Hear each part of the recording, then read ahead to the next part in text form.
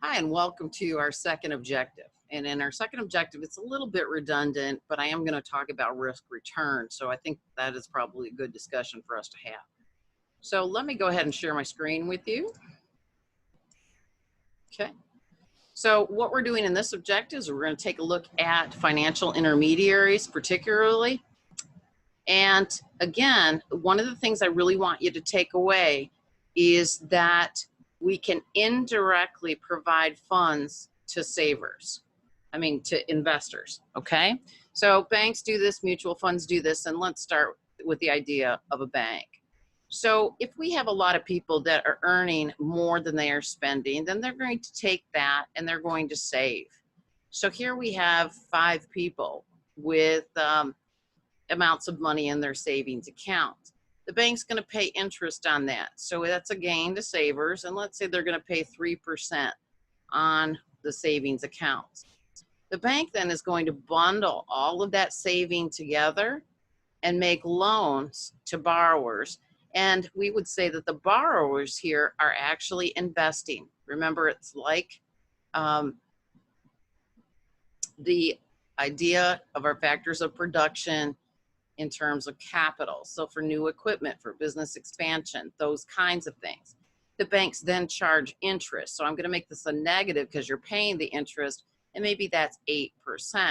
So what happens is the bank then nets the difference between the two of 5%. So they're making 5% on the savings account monies that they turn around and loan back out.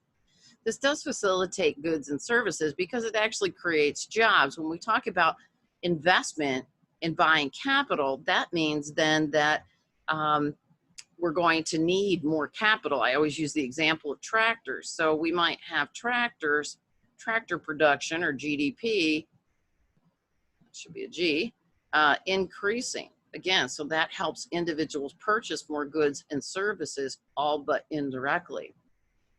Mutual funds are a little bit different. Mutual funds are where we take the equity financing. I did talk about it very briefly in Objective 1.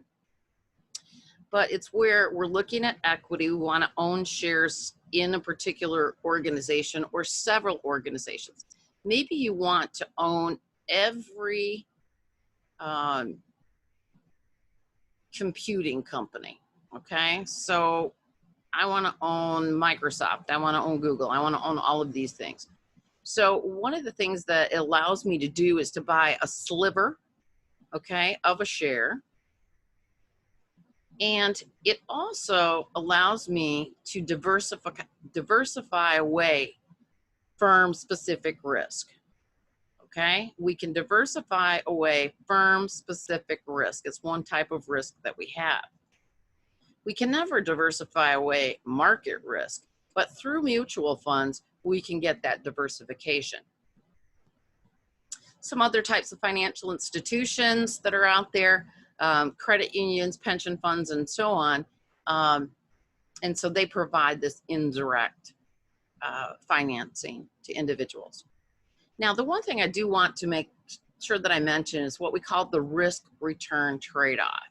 And what this means is that this is one of these foundational variables in finance that says, here's the deal, is if somebody tells you they're going to make you 10% in the market, I can guarantee you that they are doing so at a higher risk. Okay? So the higher the risk of an asset, whatever that is, that you are doing financial investing in, then the higher the rate of return or return on the investment. So the higher the risk, the higher the return. And if you're interested, there's a pretty good YouTube. It's called Trader's Edge. And you can go ahead and click on that. It's about 8 minutes long. And if you're interested in learning a little bit more about the risk-return trade-off. Okay, so I think that does it for this objective. And I'll see you back in Objective 3. Thanks.